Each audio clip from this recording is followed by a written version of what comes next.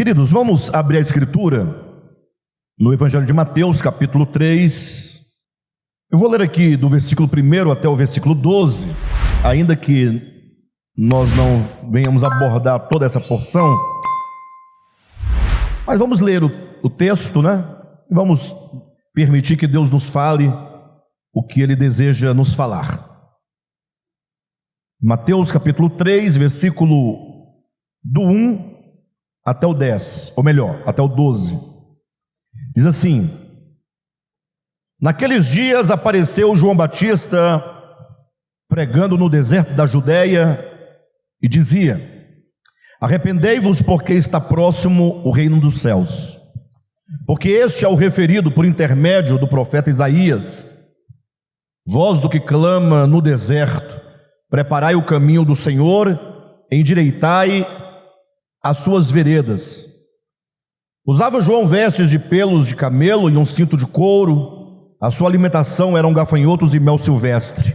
Então saíam a ter com ele Jerusalém, toda a Judéia e toda a circunvizinhança do Jordão, e eram por ele batizados no rio Jordão, confessando os seus pecados. Vendo ele, porém, que muitos fariseus e saduceus vinham ao batismo, disse-lhes: Raça de víboras, quem vos induziu a fugir da ira vindoura? Produzi, pois, frutos dignos de arrependimento. E não comecei a dizer entre vós mesmos: temos por pai a Abraão, porque eu vos afirmo que dessas pedras Deus pode suscitar filhos a Abraão. Já está posto o machado à raiz das árvores. Toda árvore, pois, que não produz bom fruto é cortada e lançada ao fogo. Eu vos batizo com água para arrependimento, mas aquele que vem depois de mim é mais poderoso do que eu, cujas sandálias não sou digno de levar. Ele vos batizará com o Espírito Santo e com fogo. A sua pá ele a tem na mão, e limpará completamente a sua eira, recolherá o seu trigo no celeiro, mas queimará a palha em fogo inextinguível. Diga amém. Queridos, depois de 2000 anos de história da igreja, já se vão 2000 anos, né? Aproximadamente. É lamentável ter que dizer isso, mas o fato é que a igreja do Senhor, e quando eu digo igreja, é importante que os irmãos sempre tragam a ideia de que eu me refiro a esse projeto divino, no sentido de igreja, pessoas que chegam ao Evangelho, creem no Evangelho e assumem o Evangelho para si por meio da fé. E não me refiro exatamente a qualquer grupo denominacional de modo específico. Vamos ter um olhar mais amplo, né? Que seja mais inclusivo e que faça mais sentido, porque Deus não trabalha com facções, Deus trabalha com o homem, com a humanidade. Deus tem um projeto para a humanidade. Mas a igreja do Senhor, nesse sentido, ela muito se afastou do Evangelho de Jesus. Lógico, alguém pode até questionar, mas como se afastou do Evangelho, tal, etc. Bem, mas o fato é que afastar-se do Evangelho não necessariamente é abandoná-lo, no sentido de substituir o Evangelho por outra coisa, mas o simples fato de nós não compreendermos a essência do Evangelho pode nos levar a algumas armadilhas e passarmos a vida inteira exercitando fé em algo que não produz resultado real nas nossas vidas. Um dos exemplos desses é a questão do batismo. O batismo que foi estabelecido por Jesus, né? Estou falando agora do batismo em água. Ele tem sido muito mal compreendido ao longo do tempo. Depois veio a ideia do batismo com o Espírito Santo, que também tem sido mal compreendido, e até o batismo com fogo, que nem mesmo é falado, e quando é falado também é falado de modo muito equivocado. Mas o fato é que temos que levar em conta que Deus, quando Ele nos propõe algo no seu Evangelho, ele visa alcançar a nossa alma. O Senhor não nos entrega meros dogmas, ritos. Se nós olharmos a Escritura com atenção, vamos verificar que no Antigo Testamento tinha lá em Jerusalém um templo, em que tinha nesse templo alguns altares, o altar de holocausto, o altar de incenso, né? Tinha ali os sacrifícios, tinha uma série de coisas, mas que tudo aquilo era feito numa forma de ritos, ritos que visavam significar alguma realidade espiritual. De modo que quando Cristo veio, uma das coisas que ele rompeu foi com todo o ritualismo do Antigo Testamento. Agora veja que nós somos inclinados a ritos, né? Quanto mais ritos e mais emocionantes forem os ritos, mais nós nos empolgamos. Nós temos muita crendice em mágicas, em feitiçarias, como eu posso colocar, superstições, magias, um que a gente fala sempre também, é muito popular, simpatias, né? Ou seja, nós queremos sempre algo mágico, queremos encontrar algo que esteja ao alcance da nossa mão, que possua alguma magia, que realize alguma coisa de modo miraculoso em nossas vidas. Nós temos essa tendência, de modo que quando vem Jesus, ele começa a romper, ele vai rompendo com todo esse paradigma de rituais e de coisas que apenas representavam, no âmbito pedagógico, alguma realidade espiritual. De maneira que a grande diferença do Antigo para o Novo Testamento é que o Antigo trabalha com a verdade no seu aspecto simbólico, representativo e, portanto, pedagógico, material e mesmo ritualístico. E o Novo Testamento, ele tira tudo isso de cena para trabalhar aquelas verdades lá anunciadas dentro da alma humana. É no homem que a obra de Deus acontece. É dentro de mim que a obra de Deus acontece. Logo, não faria nenhum sentido Jesus nos entregar um mero batismo ritual de água que nada pode realizar a nosso favor. Eu não tenho como expor aqui muito acerca do batismo, dos 3 batismos propostos nessa mensagem, mas eu quero abordar apenas aquilo que é bastante essencial e direto em cada um deles. Veja na sua Bíblia, por gentileza, o que Pedro, na sua primeira epístola, fala sobre o batismo em água. 1 Pedro, vamos nos prender apenas naquilo que nos interessa a esta mensagem, tá? Capítulo 3 de 1 Pedro, versículo 18 ao 21. Veja o que diz: Pois também Cristo morreu uma única vez pelos pecados, o justo pelos injustos, para conduzir-vos a Deus, morto sim na carne, mas vivificado em espírito, ou no espírito, no qual também foi e pregou aos espíritos em prisão, os quais noutro tempo foram desobedientes, quando a longanimidade de Deus aguardava nos dias de Noé, enquanto se preparava a arca, na qual poucos, a saber, 8 pessoas, foram salvos através da água. Então dá uma pausa no seu pensamento aí e veja como que Pedro vai colocando aqui. Primeiro ele coloca uma verdade: Cristo, ele morreu pelos nossos pecados. Ele vai dizendo, morto sim na carne. Quando ele morreu na carne, ele não morreu em espírito. Afinal, aquele que encarnava no homem Jesus é o Logos, e o Logos é eterno, o Logos é Deus, logo o Logos não pode morrer. Então, morto sim na carne, mas vivo no espírito, no qual, no espírito, em espírito, ele foi e pregou aos espíritos em prisão.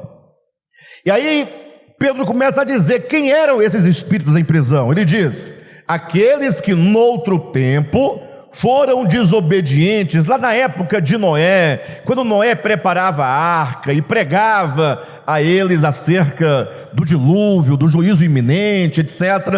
E aí ele vai dizer: e por meio dessa arca que se preparava, poucos foram salvos, a saber, 8 pessoas que foram salvas através de quê? Da arca. Ou melhor, desculpe-me, da água, né?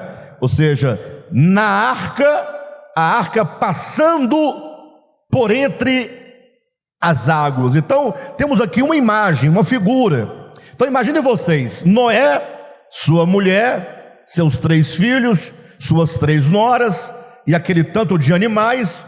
Entenda que isso é uma figura totalmente pedagógica, porque de nada vale discutirmos os valores ou as ideias historicistas da arca se não entendemos o seu significado espiritual. E agora passando por entre a água do dilúvio. Então tem essa imagem, uma arca contendo o quê? Pessoas, e só pessoas? Não, animais. Ou seja, uma arca que coloca dentro de si não somente o homem, mas a própria criação de Deus, incluindo ali os animais. E agora essa arca passando através da água, de um lado para o outro, por meio da água. Versículo 21, a qual, figurando o batismo, agora também vos salva. Então entenda essa parte. Assim como aquelas 8 pessoas da arca de Noé, passando através da arca, é dito, foram salvos. Aquela passagem, aquelas águas nas quais a arca passava, representa o quê?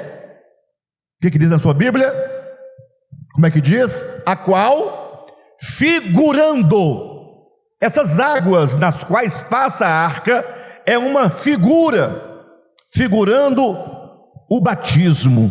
Então, o batismo em água, esse que você certamente deve ter experimentado quando você recebeu a Cristo numa igreja cristã, evangélica, disseram: você tem que ser batizado, você lembra? Então, aí você pensou: puxa, eu vou ser batizado, e quando eu sair desta água, eu sairei uma nova criatura, sairei uma nova pessoa. Quem pensou isso aqui lá atrás, no seu batismo? Fala a verdade. É melhor perguntar: quem nunca pensou isso? Deixa eu ver. Vocês estão de brincadeira. Vocês nem pensaram em nada, né? Vocês são espertos, né? O fato é que coloca-se sobre o batismo a ideia de que depois do batismo você será uma outra pessoa nascida de novo. Você vai sepultar, dizem, naquelas águas os seus pecados, e o velho homem ficará lá embaixo sepultado. Logo ao sair das águas, você sairá uma outra pessoa. O velho homem estará morto debaixo das águas. Você sai feliz, alguns saem chorando, emocionados, uma coisa linda, os irmãos cantando, os irmãos abraçando. É um momento muito bonito, e a pessoa sai toda feliz: agora vai dar certo, agora você vai ver outra conversa, agora é outra vida, é outro momento. Aí o primeiro dia a pessoa está ali empolgada, ainda ora, lê um versículo da Bíblia, lê 2, no terceiro dia olha para um lado, pensa, e agora está tudo continuando a mesma coisa. No terceiro dia em diante ela esquece que se batizou. No quarto o pau está quebrando, né? Briga, confusão, mentira, fofoca, inveja, trapaça. E a pessoa com o tempo descobre que aquele batismo lá não teve eficácia, porque se batismo matasse o velho homem, na igreja não teria confusão. Na igreja tem confusão? Tem fofoca, mentira, inveja, politicagem, divisão, contenda, facção, impureza, adultério. Tem ou não tem? E mas não são todos batizados, porque é critério de que tem que se passar pelas águas do batismo. Mas a pessoa depois descobre, o batismo não valeu. Aí vai procurar uma justificativa. Eu me batizei na igreja errada. Na igreja errada. Muda de igreja e lá fala, aqui você tem que batizar de novo. Agora é o batismo da igreja verdadeira. Aí batiza na igreja verdadeira e não dá nada. Não dá nada. E quem disser que dá, é a primeira marca de que não deu. Está mentindo. Aí outro vai, não, o problema não é que não era a igreja, era a fórmula batismal. É porque você foi batizado em o nome do Pai e do Filho e do Espírito Santo. Isso é apenas uma fórmula, porque ao batizar você tem que falar, pronunciar o nome. Qual é o nome do Pai? Não tem que ter um nome? Não é para batizar no nome, não é do Pai e do Filho e do Espírito? Então, na hora de batizar, não falaram o nome, falaram, eu te batizo em nome do Pai e do Filho e do Espírito, e não falaram o nome. É exatamente, aí você vai para a igreja, onde batizam em o nome do Senhor Jesus Cristo. Aí você vai, batiza e nada. Eu conheci uma pessoa que tinha batizado 7 vezes. E quanto mais batizava, pior ficava. Não, pior ficava a situação do indivíduo, é verdade. E o Nivaldo deve lembrar dele, a Jane lembra, o Raimundo conhece, o Eunildo também sabe quem é, a turma das antigas sabe de que eu estou falando. Bem, mas o fato é que não é ele, somos todos nós. Batismo em água não serve absolutamente para nada quando, atenção, quando se refere ao velho homem. Não é que o batismo não tenha valor, ele tem o seu valor.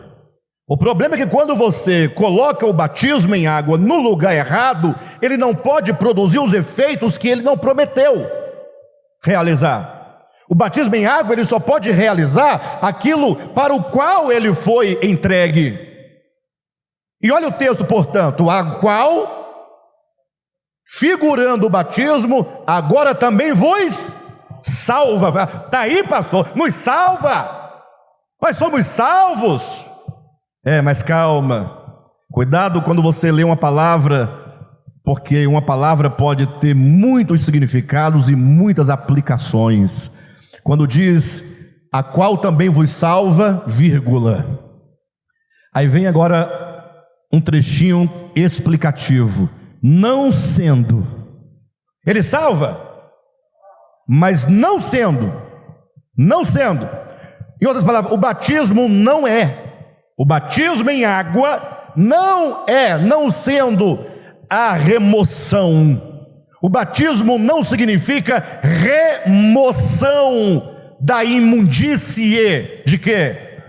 Da carne. Batismo não remove velho homem. Imundície da carne quer dizer a condição do velho homem de pecado, de inimizade, de maldade, essa remoção do pecado na consciência, no coração, enquanto a força de inclinação de inimizade a Deus, o batismo em água não resolve. Porque o texto é claro quando diz, não sendo a remoção da imundície da carne. Alguém pergunta, ora, mas se não é a remoção da imundície da carne, é para que então o batismo?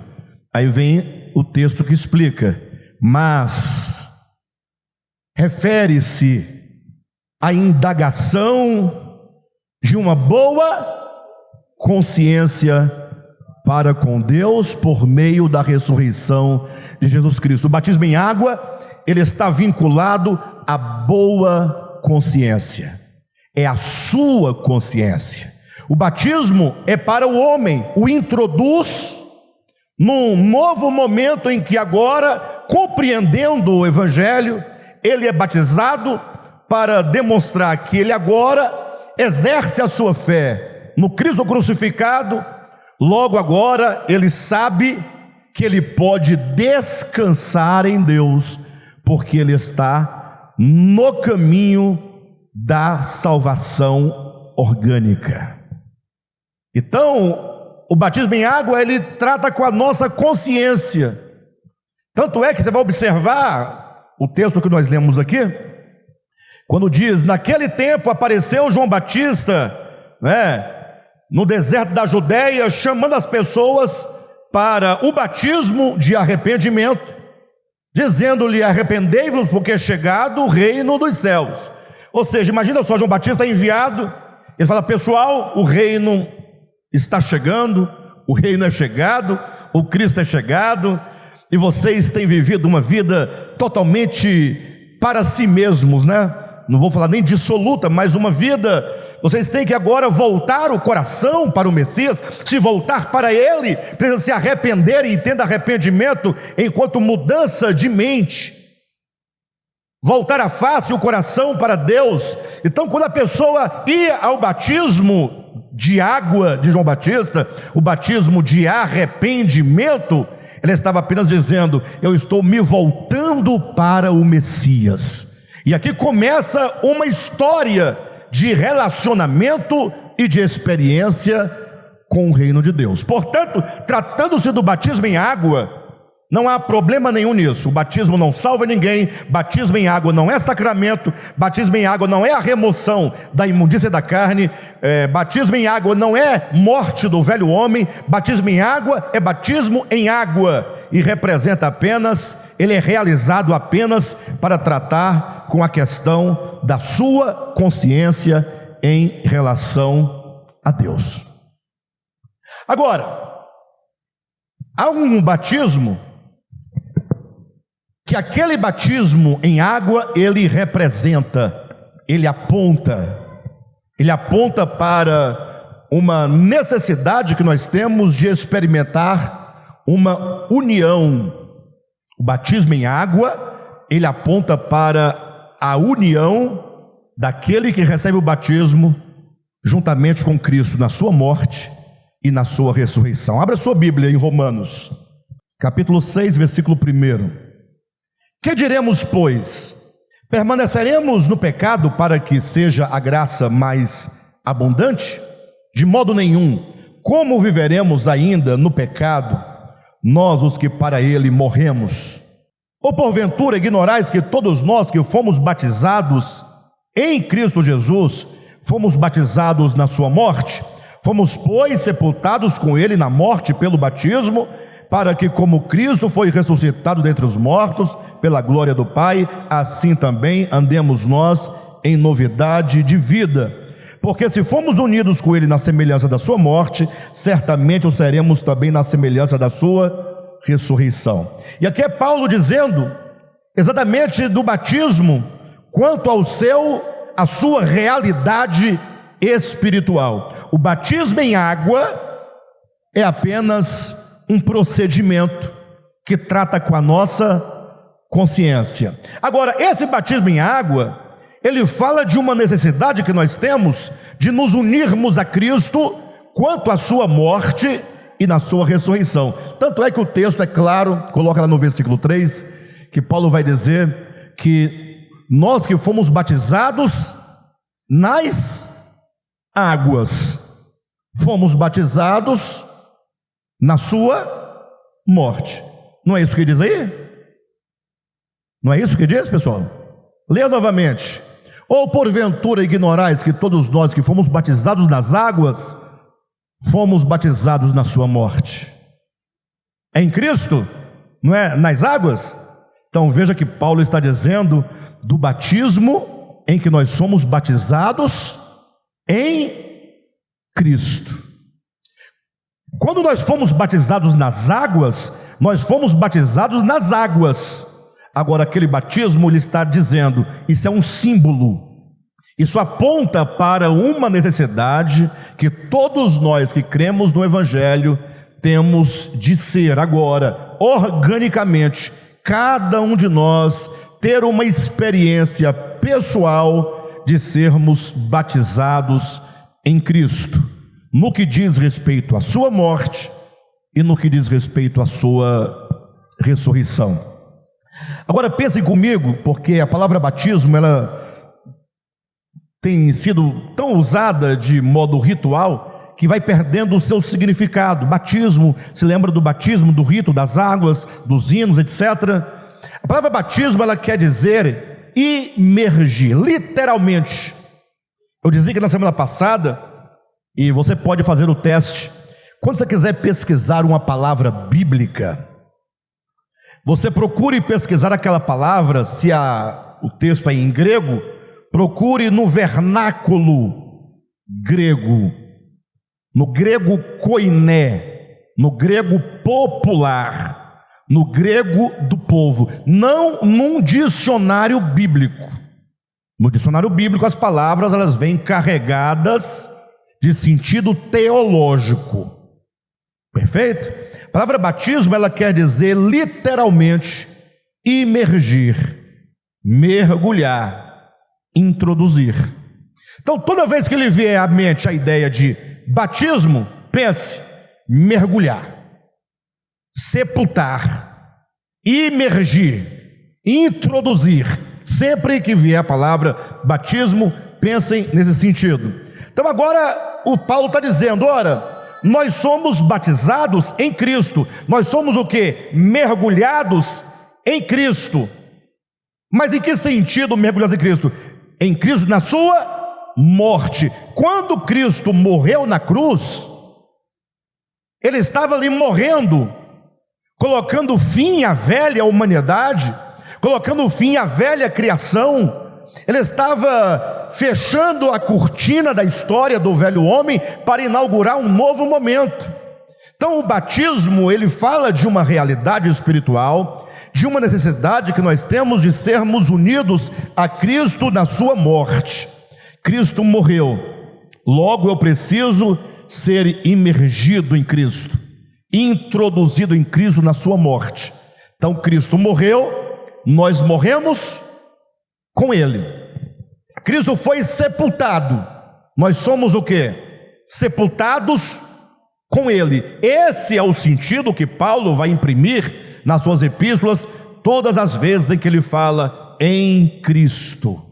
Então, em Cristo nós morremos, em Cristo. Em Cristo nós somos o quê? Sepultados. Aí você fala assim, puxa, mas interessante. Então, se eu fui sepultado em Cristo, ou melhor, se eu fui batizado em Cristo, né, se eu fui imergido em Cristo, na sua morte e sepultado com Ele, logo eu então morri também, sim ou não? Esse é um fato espiritual, mas quando você olha para a sua própria experiência, você vê que não é bem assim que as coisas acontecem. Por isso que o termo em Cristo deverá sempre ser compreendido que essa realidade espiritual, ela é completa e acabada nele. Em Cristo isso está realizado. Cabe a nós o quê?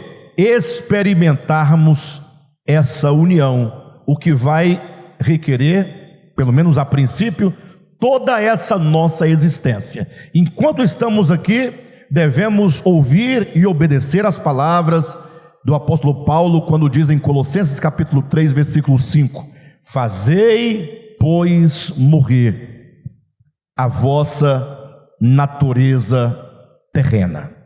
Bem, até aqui, o fato é que nós cremos no Evangelho, nós cremos em Jesus, nós tomamos pela fé o que diz o Evangelho, mas nós temos um grande desafio. Qual o desafio? De, por meio da fé, experimentarmos essa união com Cristo a cada dia, buscando de fato e de verdade fazer morrer essa natureza que está aí, que todos sabem que estão aí, e que é forte, é uma inclinação muito forte dentro de nós, e que nós a cada dia sabemos que ela está aí e lutamos constantemente contra ela. Então o batismo em água, vamos ficar por aqui para avançarmos, ele trata com a consciência com a nossa consciência, é uma boa consciência diante de Deus, e aponta para a necessidade de uma experiência de morte e de ressurreição.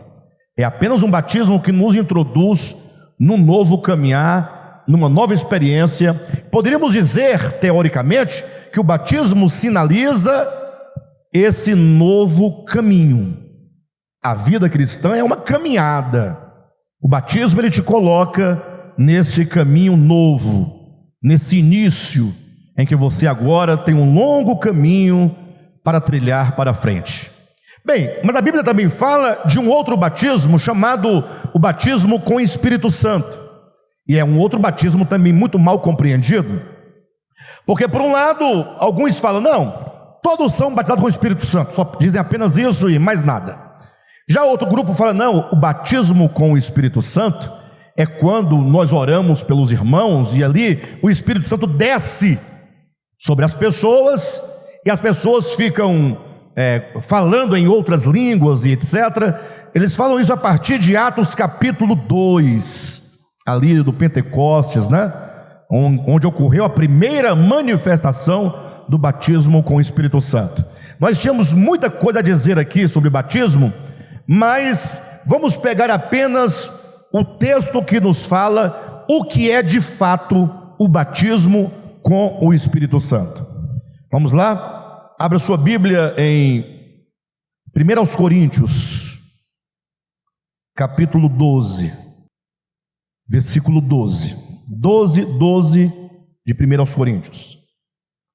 Diz assim, queridos, olha, porque assim como o corpo é um e tem muitos membros, e todos os membros, sendo muitos, constituem um só corpo, assim também com respeito a Cristo. Pois em um só Espírito, todos nós fomos o quê? Batizados em um corpo, quer judeus, quer escravos, quer gregos, quer livres, e a todos foi dado beber de um só Espírito. Então veja, o batismo com o Espírito Santo, o que aconteceu em manifestação em Atos 2, em Atos 8, em Atos 10 e depois em Atos 19, tem esse sentido aqui, ó. Pois em um só Espírito, todos nós fomos batizados em um corpo. Então você pega aqui, ó, todos nós é um termo plural, sim ou não? Todos nós dá a ideia de muitos, né? De indivíduos, um grande número de pessoas, mas em um só Espírito, todos nós fomos batizados, ou seja, todos nós que cremos fomos introduzidos para dentro de um só Espírito, ou seja, ao sermos todos nós introduzidos para dentro de um só Espírito, esse Espírito cria uma unidade dos muitos. Todos nós, em um só Espírito, fomos batizados em um só corpo. Ou seja, o batismo com o Espírito Santo ele tem a finalidade de nos unir e nos tornar, esses muitos que somos, numa unidade, num só corpo. O batismo com o Espírito Santo visa a formação do corpo de Cristo. O que nos faz um só corpo? Porque somos muitos. É o batismo com o Espírito Santo. Por isso ele vai dizer, quer escravos, ou melhor, quer judeus, quer gregos, quer escravos, quer livres. Ou seja, não importa se você é grego, se você é judeu, se você é escravo, se você é livre, se você é homem, se você é mulher, ou seja, todas as diferenças, elas são vencidas no batismo com o Espírito Santo, porque ao sermos introduzidos no Espírito Santo, nós agora passamos a fazer parte de um só corpo, nos fazemos um só com Cristo, e embora sejamos muitos membros, são os muitos membros de um único corpo. Ora, interessante, porque imagine só, lá em Atos capítulo 2, quem estava ali em Atos capítulo 2, naquele cenáculo, né? Se você ler Atos 2 com atenção, ali tem uma frase que passa desapercebida a maioria dos leitores.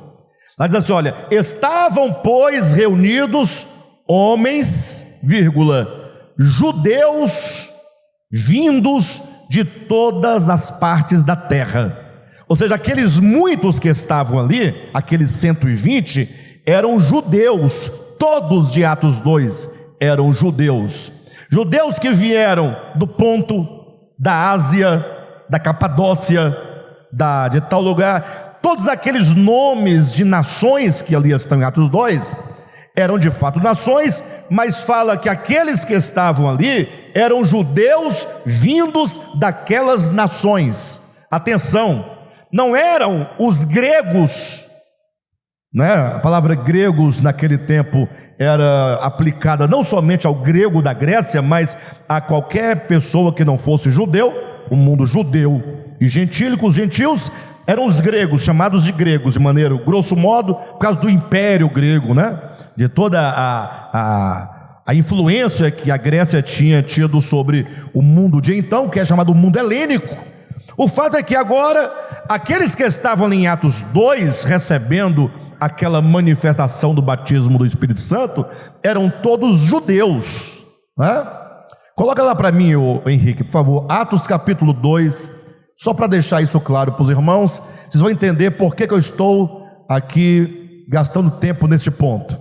Olha o que diz o versículo 5. Ora, estavam habitando em Jerusalém.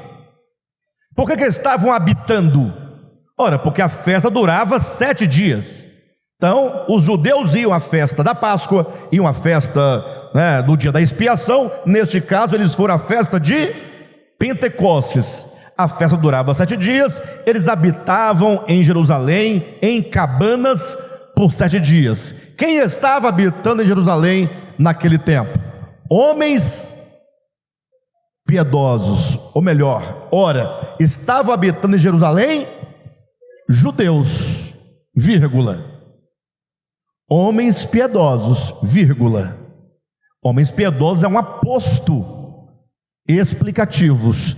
Esses judeus eram homens piedosos, vindos de todas as nações debaixo do céu. Então, os judeus que estavam espalhados nas nações, eles subiam para Jerusalém de ano em ano, a cada festa, para celebrar a festa, no caso aqui a festa do Pentecostes. Então, os homens que estavam ali, que foram batizados com o Espírito Santo, eram todos judeus. Então, imagine que se o batismo com o Espírito Santo é para a formação de um só corpo, quando esses judeus recebem o batismo com o Espírito Santo, eles poderiam chegar à seguinte conclusão: nós judeus formamos um só corpo com Cristo. Não os gregos, não os bárbaros, não qualquer povo, nós judeus, porque havia no entendimento teológico dos judeus de então, que somente os judeus faziam parte das alianças com Deus, do propósito de Deus, que os gentios não tinham acesso às bênçãos do Evangelho, ou às bênçãos de Abraão. Então eles pensavam que somente eles tinham acesso à salvação de Deus. Então, quando eles foram batizados, poderiam simplesmente pensar: formamos um só corpo por meio do batismo com o Espírito Santo, nós judeus. Então era preciso que o Espírito Santo sinalizasse e mostrasse que esse batismo em um só corpo não é somente de judeus, mas para tantos quantos o Senhor Deus chamar. Por isso que então esse batismo de Atos 2, ele vai se repetir no capítulo 8, e ele vai se repetir depois no capítulo 10, e ele vai se repetir depois no capítulo 19. Por qual motivo? Porque no capítulo 8, os samaritanos, que eram rejeitados pelos judeus, também recebem o batismo com o Espírito Santo, para dizer: os samaritanos também têm parte nesta unidade e fazem parte do mesmo corpo. No capítulo 10, nós temos os prosélitos na casa de Cornélio, que também tem lugar no corpo de Cristo. E no capítulo 19 de Atos, nós temos os gentios, que também têm lugar nesse corpo de Cristo. Portanto, o batismo com o Espírito Santo, grosso modo, e aqui é o único lugar da Escritura que explica a finalidade, a razão e o objetivo do batismo com o Espírito Santo, é para a formação de um só corpo. Neste corpo, Cristo é tudo em todos. Tudo em todos. Você pode olhar para mim, para você, para o seu irmão, para a sua irmã. Aqui todos nós somos apenas membros deste corpo. Só que até aqui nós não temos ainda muitos problemas, porque cada um desses batismos, o em água trata com a consciência, aponta para a necessidade da união com Cristo na sua morte. Este fala da união de todos os homens formando uma unidade no corpo de Cristo. Mas ao terceiro, e este é o nosso ponto nessa noite, nessa manhã, que é o batismo com fogo. Este é para mim, ao meu ver, é o mais importante, haja vista que é aqui que as coisas acontecem. Batismo com fogo foi anunciado por João Batista em Mateus capítulo 3. Vocês podem abrir o texto que nós lemos agora há pouco, quando no versículo 11, João Batista ele diz assim: olha, eu vos batizo com água para arrependimento. Ou seja, eu batizei vocês. O batismo em água tem a sua finalidade, trata com a consciência, né? Mas eu quero que vocês entendam que depois de mim vem aquele que é mais poderoso do que eu. Ou seja, é aquele que vai realizar um outro batismo, e este outro batismo que ele vai realizar, certamente é muito maior do que este meu que realizo. Ou seja, se você um dia se batizou em água, glória a Deus. Por quê? Porque tratou com a questão da consciência, sinalizou, apontando para a necessidade que nós temos de ser unidos a Cristo na sua morte, está tudo certo. Mas João de Batista fala: olha, mas tem um que é mais poderoso do que eu, e este que é mais poderoso, ele vos batizará no Espírito Santo. Ou seja, é Cristo quem nos introduz dentro de um só corpo por meio do seu Espírito, e é Cristo quem também nos batiza com fogo. Versículo 11 diz: ele vos batizará com o Espírito Santo e com fogo. Ora, se o batismo com o Espírito Santo é para a formação de um só corpo, o que quer dizer ele vos batizará com fogo? Vocês sabem que o tema dessa mensagem é o magistério dos sofrimentos e a cruz de Cristo. É aqui que esses três batismos, de certo modo, se encontram. Por que de certo modo esses três batismos em água, no Espírito e com fogo, eles se encontram? Ora, porque se o batismo em água ele trata com o problema da minha consciência, se ele me dá a mim uma consciência tranquila, e se esse batismo em água, presta atenção, ele está sinalizando a necessidade de eu ser unido a Cristo na sua morte e na sua ressurreição, vocês concordam comigo que enquanto eu ainda estiver vivo no meu velho homem, e ainda praticando pecados e pecados e pecados, eu ainda assim terei algum problema de consciência? Sim ou não? Vocês concordam comigo que por mais que nós falemos, não, o batismo no Espírito Santo, olha como é bonito, é para a formação de um só corpo. Aí você no culto, numa reunião do Partido Pão, aí você ali emocionado, você olha para a igreja e fala: nós somos batizados no mesmo corpo, nós somos um. Isso é bonito, né? Mas você concorda comigo que falta muito de um só corpo para nós, sim ou não? Vocês concordam que mesmo entendendo nós o sentido de cada um desses batismos, falta-nos a verdade do batismo? Pessoal, me ajuda aí. Falta a realidade do batismo.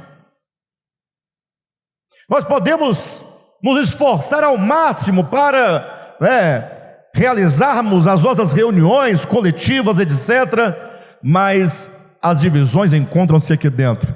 Ontem aconteceu um fato inusitado, e uma pessoa se manifestou no grupo da igreja, falando da necessidade tal de uma pessoa, e tal, aí não houve reação alguma, nem de joinha assim na mensagem, nada, não houve nada, deixaram quieto.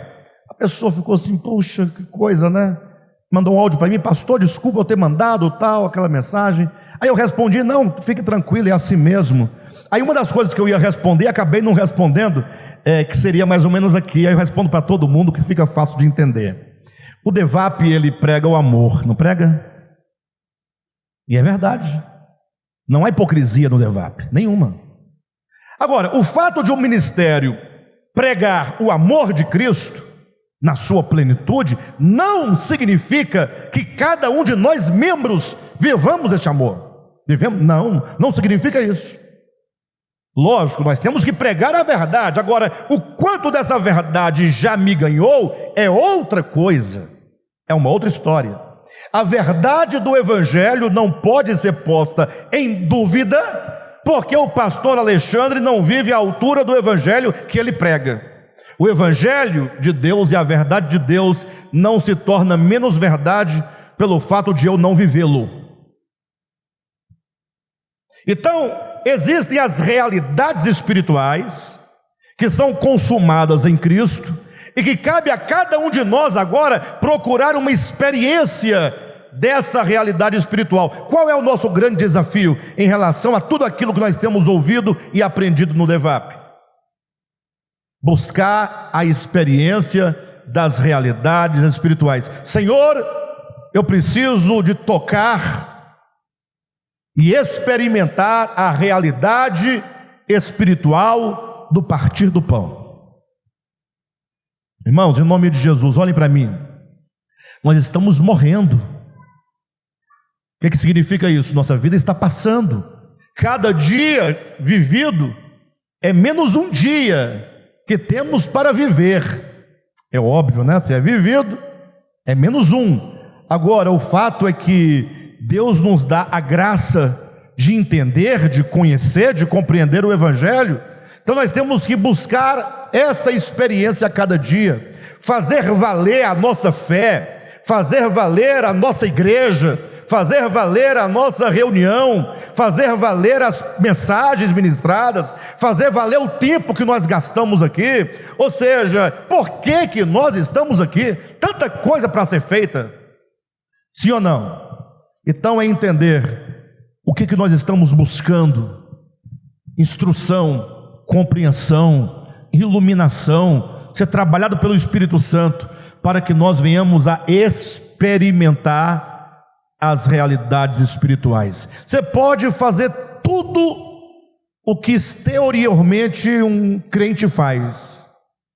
Você pode jejuar, você pode orar, no sentido de falar palavras dirigidas a alguém, você pode ler a Bíblia, você pode ser ofertante, dizimista, você pode até congregar com regularidade, cantar os hinos, você pode se abster de um tanto de coisas de aparência pecaminosa e etc. Mas você pode ser batizado nas águas, você pode falar em línguas, pode até profetizar, você pode falar o que você quiser fazer o que você quiser fazer, mas se você não experimentar as realidades espirituais do Evangelho, nada terá sido feito. Você apenas terá uma vida religiosa cheia de coisas. Então, o batismo com fogo, de que diz Jesus aqui, é exatamente o batismo em que Deus vai nos colocar como que numa peneira, para nos peneirar é apenas uma metáfora para que tudo aquilo que é excesso em nós possa ser retirado. Talvez uma outra metáfora, né? Quando um mineiro, ele pega uma pedra preciosa, ele extrai uma pedra preciosa, como é que aquela pedra, ela sai de lá, da terra? Ela tem valor? Tem, só que ela está cheia de arestas, cheia de terra, cheia de coisas que estão incrustadas nelas, né? Ali, ele pega aquela pedra tem que ser o quê? Trabalhada. Então primeiro tem que tirar todo o excesso, tudo o que não é a própria pedra. Depois de tirar todo o excesso, ela tem que ser lapidada, ganhar forma, desenho, para no fim ser colocada como um engaste numa joia. Então, se você imaginar e se você entender que Deus te criou bom em natureza, que a sua alma, que o seu espírito e a sua carne, seu corpo, são bons, e aqui nós precisamos corrigir algo que desde Santo Agostinho para cá tem ganhado cada vez maiores dimensões: a ideia de que o homem é mau na sua carne, no seu corpo. Existe uma ideia platônica, bem antes de Santo Agostinho, que entendia que o corpo era um acessório e não exatamente o homem. Vocês sabiam disso? Que o homem é apenas um espírito que por causa da queda, lógico, Platão não falava de queda como nós falamos, mas em razão de um desvio, este homem agora ele é projetado para um mundo de aparência, e ele vai ganhar um corpo de aparência, e esse corpo será a prisão na qual aquela alma, aquele espírito vai sofrer. Por isso que no segundo século da era cristã, primeiro e segundo século, surgiu ali algo próximo ali do cristianismo, chamado o gnosticismo. Era uma ideia do evangelho de que o homem é um espírito puro e que essa carne não serve para nada. Essa carne... Por isso que eles praticavam o asceticismo. Sabe o que é asceticismo? Alguém aqui já jejuou para como é que fala? Enfraquecer a carne, não para mortificar a carne. Quem já jejuou para mortificar a carne? Fala a verdade. Quanta bobagem, né? Você quer enfraquecer a carne? Que carne que você quer enfraquecer? O seu corpo físico? Ou a carne que é entendida como a carne pecaminosa? Esse corpo seu, presta atenção, não é pecaminoso. Esse corpo seu foi criado por Deus. Não há pecado no seu corpo.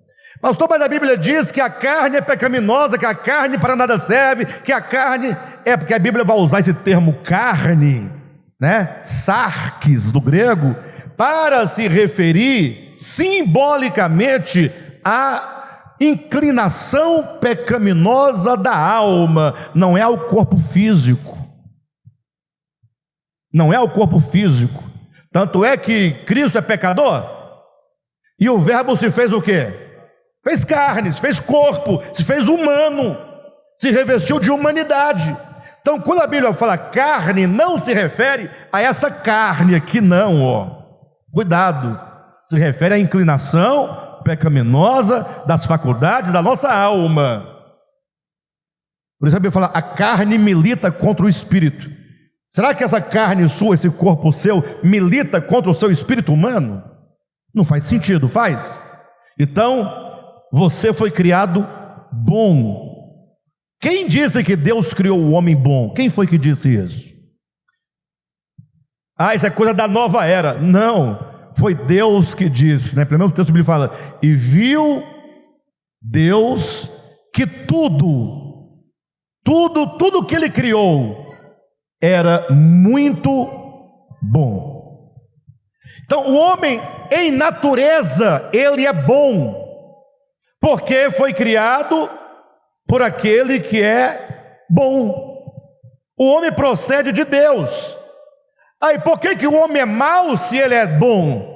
Ora, o que é mal no homem não é o homem, mas é aquilo que foi sendo agregado à sua consciência, ao seu coração, à sua alma e às suas faculdades. Foram sendo introduzidos por meio da palavra da serpente, por ideologias, e esse homem foi sendo constituído.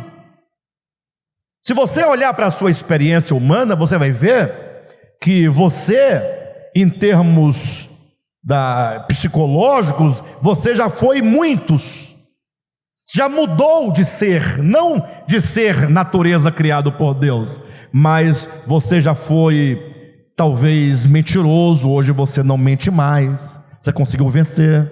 Já foi mal pagador, hoje você não é mais, conseguiu vencer, né? Você já foi mal para com as pessoas, hoje você não é mais, ou o contrário também.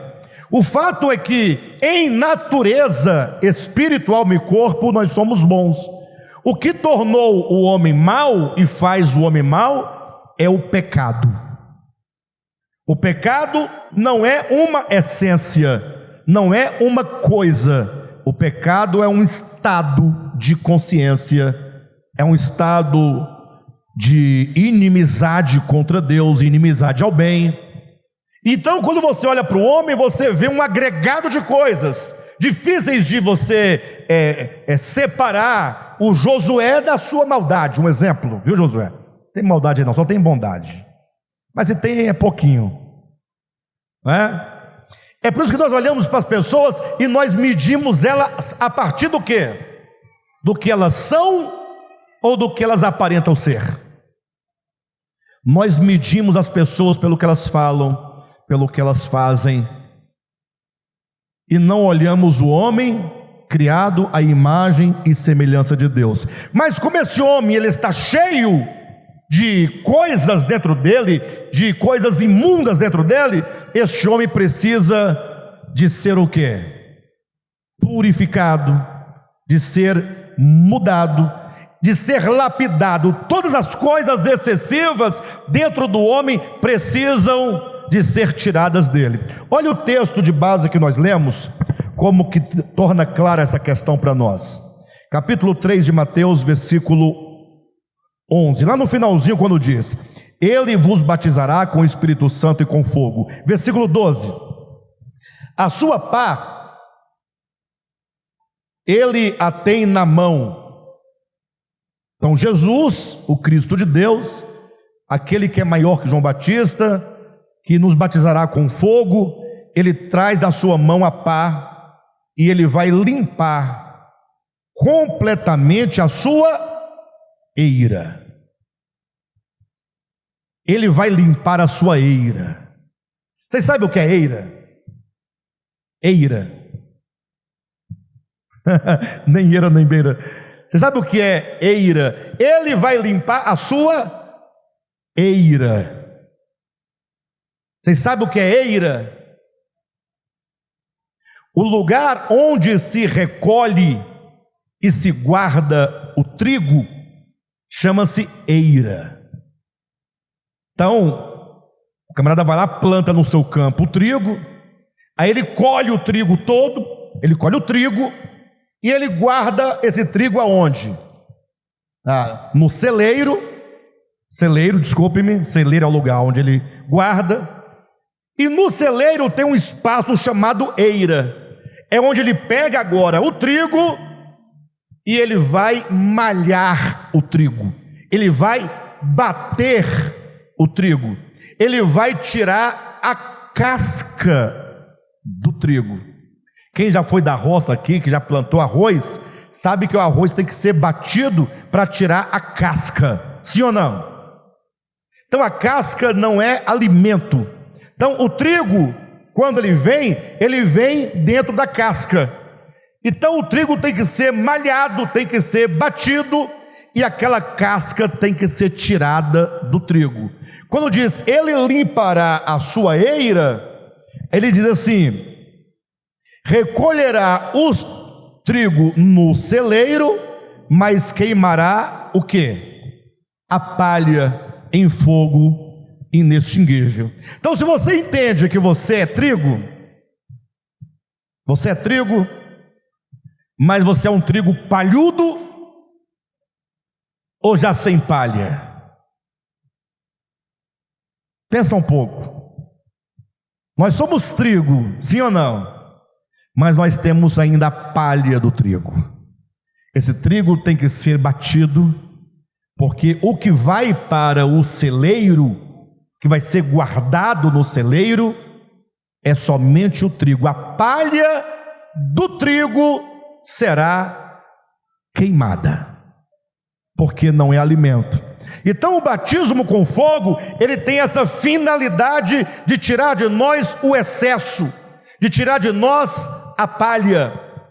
Então quando você olha para você e você fala assim, puxa, se você é um camarada sincero, uma pessoa sincera, para com Deus, para consigo mesma, você talvez chegue à conclusão e fala assim, rapaz, fazendo aqui uma autoanálise, né?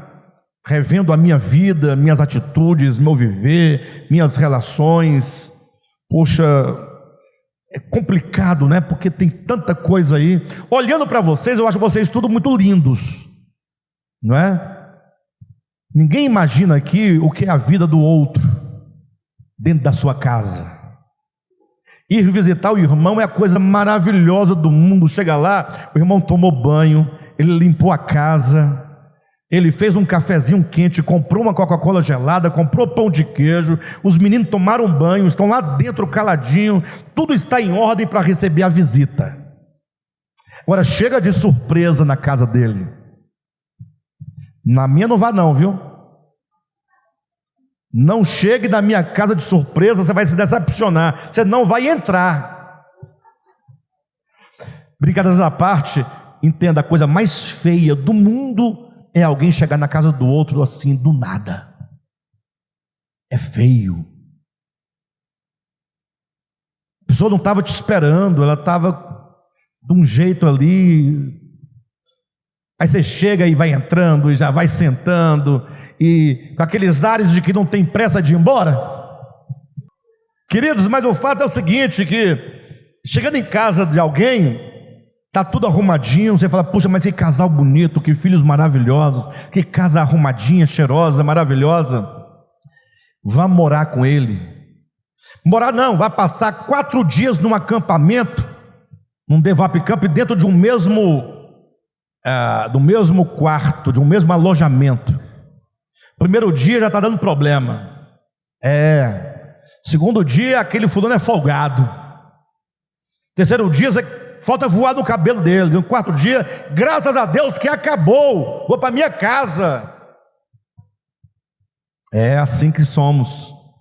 Agora, você pode olhar e falar assim, para mim a minha vida é muito difícil, muito complicada, tal, será que vai dar certo, não vai? Aquele que é maior do que João Batista, ele vai te batizar com fogo. Ele vai tirar toda a palha ele vai tirar e vai queimar no fogo. Veja na sua Bíblia rapidamente o texto de 1 Pedro capítulo 4, versículo 12. 1 Pedro capítulo 4, versículo 12 em diante. Pedro vai dizendo assim, amados, não estranheis o fogo ardente que surge no meio de vós, destinado a provar-vos, como se alguma coisa extraordinária vos estivesse acontecendo. Ou seja, há um fogo ardente, e esse fogo ardente não deve ser visto como alguma coisa extraordinária. Ou seja, esse fogo que arde em nosso meio, ele deve ser visto como algo ordinário. Faz parte da economia de Deus, do projeto de Deus, do propósito de Deus. Deus tem um meio de levar a cabo a obra que um dia Ele começou em nós, e Ele estabeleceu, portanto, o fogo. E aqui entenda fogo enquanto uma metáfora, tá bom? Não é fogo, é apenas o fogo como um símbolo daquilo que purifica, que queima e purifica. Então, não julguem como alguma coisa extraordinária estivesse acontecendo. Pelo contrário, alegrai-vos na medida em que sois coparticipantes dos sofrimentos de Cristo, para que também na sua revelação de sua glória vos alegreis exultando. Veja, queridos, esse sofrimento, esse fogo ardente, ele nos faz participantes do sofrimento de Cristo. E nós sofremos com Cristo, versículo 13, para que também na revelação de sua glória nós juntamente com Ele nos alegremos. Ou seja, se nós sofremos com Cristo nós seremos glorificados. Os sofrimentos é todo aquele ambiente em que Deus nos coloca e nos permite o sofrimento para que Ele trate com a nossa alma, para que Ele quebre a nossa dura cerviz, para que Ele gere em nós, não somente a compreensão, mas sobretudo a experiência de ser frágil, de ser fraco, de cedermos, de nos voltarmos a Deus como aquele que nos sustenta, aquele que nos fortalece, aquele que de fato em nós é a nossa força. Versículo 14 diz: se pelo nome de Cristo sois injuriados, bem-aventurados sois, porque sobre vós repousa o Espírito da glória de Deus. Não sofra, porém, nenhum de vós como assassino, ou ladrão, ou malfeitor, ou como quem se intromete em negócios de outrem, mas se sofrer como cristão, não se envergonhe disso, antes glorifique a Deus com este nome. Ou seja, são sofrimentos que o próprio Evangelho, ele possibilita para a nossa transformação, para a nossa mudança. Versículo 17 diz: porque a ocasião de começar o juízo pela casa de Deus é chegada. Ora, se primeiro vem por nós, qual será o fim daqueles que não obedecem ao Evangelho de Deus?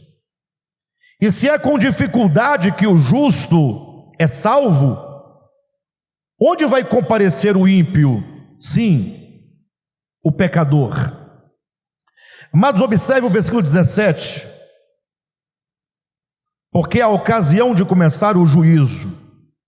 Temos muito ouvido falar sobre o juízo de Deus. Só que sempre pensamos em juízo em como sendo, de um lado, a salvação dos que acreditaram no Evangelho, e o juízo enquanto morte eterna, condenação dos incrédulos, sim ou não? Mas quando a Bíblia fala de juízo, ela diz que a ocasião de começar o juízo é chegada. Então o juízo de Deus já começou desde a morte e ressurreição do Senhor, só que ele começa pela casa de Deus e ele termina nos ímpios. Ou seja, a igreja, que é a casa de Deus, ela está debaixo de juízo. Deus está julgando o seu povo e ele está exercendo o juízo. E o texto de Pedro vai deixar claro que os sofrimentos pelos quais ou aos quais nós somos submetidos com vistas à nossa mudança é exatamente o juízo de Deus. Então todos nós estamos debaixo de juízo para o nosso endireitamento, para a nossa correção. É exatamente o que também está aqui na segunda epístola de Paulo aos Tessalonicenses, no capítulo 1. Rapidamente, já estou encerrando. 2 Tessalonicenses, capítulo 1, versículo 3 em diante. É o mesmo ensinamento de Pedro, é o que nós temos aqui também em Paulo. Ele diz assim, olha, a partir do versículo 3: irmãos, cumpre-nos dar sempre graças a Deus no tocante a vós outros, como é justo, pois a vossa fé cresce sobremaneira, e o vosso mútuo amor de uns para com os outros vai aumentando, a tal ponto de que nós mesmos nos gloriamos de vós nas igrejas de Deus, à vista da vossa constância e fé em todas as vossas perseguições e nas tribulações que suportais, sinal evidente do reto juízo de Deus, para que sejais considerados dignos do reino de Deus, pelo qual com efeito estáis sofrendo. Irmãos, temos aqui o exemplo de uma igreja que, conforme o versículo 3, era uma igreja louvável, né? Dessa igreja é dito que os irmãos, eles tinham uma fé sempre crescente, uma fé que ia crescendo, um amor mútuo que ia aumentando. E essa igreja é dito que a tal ponto era a sua fé e o seu amor, que ela tinha se tornado modelo, a tal ponto de nós mesmos nos gloriarmos de vós nas igrejas de Deus, à vista da vossa constância e fé em todas as vossas perseguições e tribulações que suportais. E a pergunta que fica clara para nós aqui é: ora, se essa igreja de Tessalônica era uma igreja cujos irmãos tinham a fé sempre crescente, um amor sempre aumentando, o amor mútuo, uma igreja que amava o evangelho, uma igreja modelo, uma igreja exemplo, por que Deus permitia que ela passasse por tribulações e sofrimentos? O problema do sofrimento é uma questão humana, e que na igreja ganha um peso e uma explicação, teológica. Por que uma igreja como a de Tessalônica estava sujeita a tribulações e sofrimentos? Aí você agora traz para a sua vida, e você vê que a sua vida também está cercada de sofrimentos, de dificuldades, de dores, e você algumas vezes pergunta: Senhor, por que eu estou passando por sofrimentos? Ignorar o sofrimento é tolice, porque ele não vai te ignorar. Fugir do sofrimento também é tolice, porque enquanto o sofrimento não realizar em nós aquilo que ele precisa realizar, ele não nos deixará. Por que essa igreja de Tessalônica, ela estava sofrendo? Versículo 4: a tal ponto que nós mesmos nos gloriamos de vós nas igrejas de Deus, à vista da vossa constância e fé em todas as vossas perseguições e tribulações que suportais, vírgula, sinal evidente. As tribulações e as perseguições eram um sinal evidente, era um sinal claro. Sinal evidente quer dizer que era um sinal que era possível de ser visto. Evidente é aquilo que se coloca diante dos olhos. É um sinal evidente de que esses irmãos estavam debaixo do reto juízo de Deus. Nenhum de nós cristãos vamos escapar do reto juízo de Deus. Eu sei que é duro dizer isso, não é empolgante dizer isso, mas tudo bem que nós não disséssemos, que vocês não soubessem. Não tem como escapar dessa verdade orgânica de que todos nós humanos passaremos fatalmente pelo juízo de Deus. Do contrário, nenhum de nós estaríamos adequados para o reino de Deus. Você se entende, se vê adequado para o reino de Deus hoje, agora? Então Deus vai desistir de você? É uma mãe que tem um bebezinho, aí o bebezinho faz o cocôzinho na fraldinha, aquela fraldinha de pano antiga, lembra? A mãe fica: eco, que nojo. Aí pega a criança com cocô e tudo e joga fora. É isso? Não, vamos passar pelo reto juízo da mamãe. Tira o cocôzinho, tira a fraldinha, vai ter que tomar banho, limpar, colocar talquinho, ficar cheirosinho. A criança é para o aproveitamento. O que é descartável tem que ser tirado, tira. Então, todos nós estamos debaixo do reto juízo de Deus. Entenda definitivamente, tudo o que nos ocorre, todas as coisas estão cooperando para o bem daqueles que amam a Deus. A sua família é o ambiente necessário. Seus filhos, eu tenho 2 filhas, uma de 20 anos, a outra de 26. Uma fará 21 agora, e a outra fará no final do ano, uma agora fará 27, a outra fará 21. E são 2 criaturas completamente diferentes.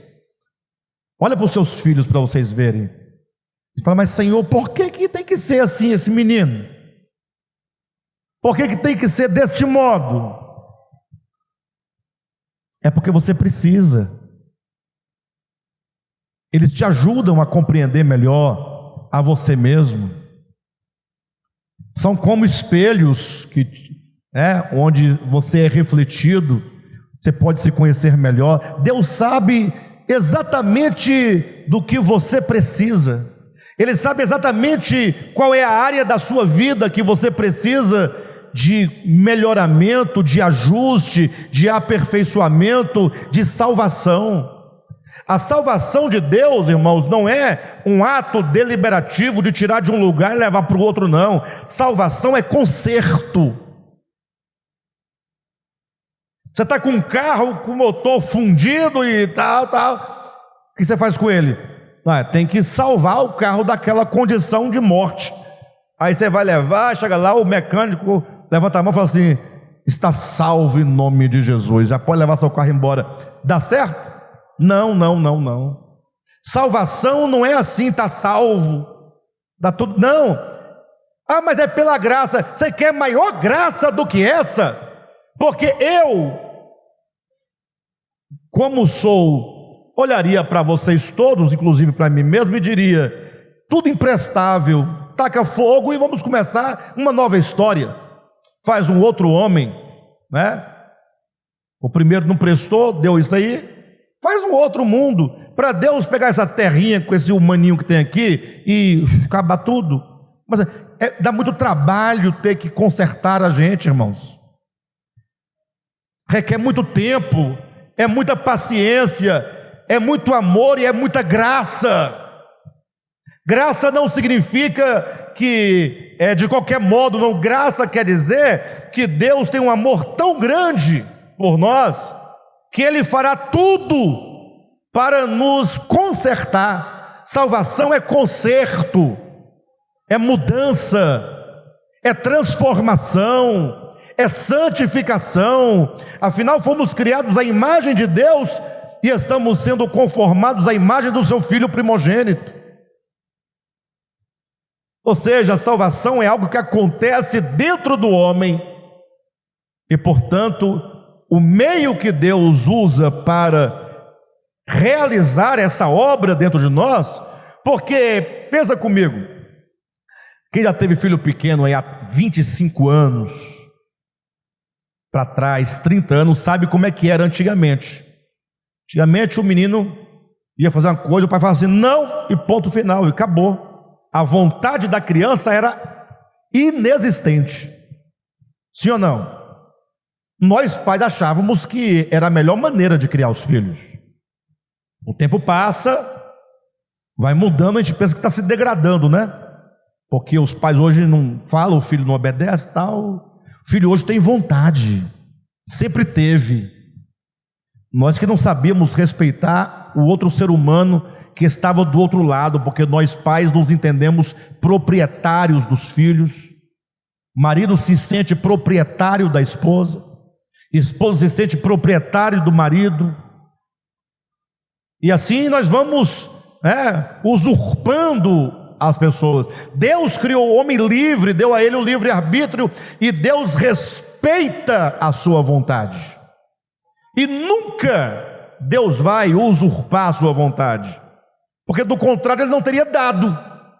Se Deus te deu uma faculdade chamada vontade, é para você exercê-la. Só que essa nossa vontade, ela é totalmente oposta à vontade de Deus, e ainda assim, sabendo, Ele nos deu a tal da vontade. Só que Ele é soberano, só que Ele é poderoso. Ele começou sabendo como seria, e Ele sabe como concluir. E como é que Ele vai concluir? Jogando mais da metade do povo no lago de fogo, porque Ele não conseguiu consertar? Como é que Ele vai fazer? Ele vai pegar essa nossa vontade dura como um diamante, essa nossa dura cerviz. Sabe o que é dura cerviz? Um termo bíblico interessante.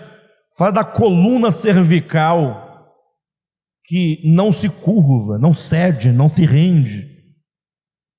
Deus fala assim: olha, eu vou pegar essa vontade sua, obstinada, e eu vou colocá-la dentro de um ambiente em que ela vai sendo influenciada pela graça, vai sendo trabalhada, quebrada, até que essa sua vontade voluntariamente diga: eu me rendo, Senhor, a Ti. Foi isso que aconteceu com Jonas. Deus poderia colocar um gancho no nariz do Josué e trazê-lo, não poderia? Resolveria o problema da vontade obstinada dele? Criaria o que nele? Ódio, raiva. Deus é tão maravilhoso que Deus fica só sorrindo para nós. Vai dar certo, filho. Você vai ser ganho. Essa sua vontade vai ser quebrada, vai ser trabalhada. E Deus então vai permitindo esses espaços, esses ambientes, esses contextos de dor, sofrimento, e Deus vai juntando as pessoas certas, as pessoas adequadas, para que elas possam ser trabalhadas. Portanto, não murmure da sua família, não murmure dos seus filhos, nem da sua esposa, nem do seu esposo, nem da sua igreja. Não queira fugir, porque para onde você for, o problema irá dentro de você. O problema não é o ambiente onde você está, é essa pecinha que está aí dentro que tem que ser consertada. Então a melhor coisa que tem é você olhar para o seu ambiente, sua experiência, sua vida, e falar: Senhor, me ensina, portanto, me leve a ver e a compreender onde é que eu tenho que mudar, onde tem que ser mudado. Me dê a sua graça, me dê o seu poder. Trabalhe hoje, trabalhe agora, e o Senhor vai então realizando por meio dos sofrimentos tudo aquilo que Ele precisa realizar em nós. Amém, queridos? Que Deus em Cristo abençoe a todos os irmãos. Vamos seguindo adiante e vai dar certo, tá bom?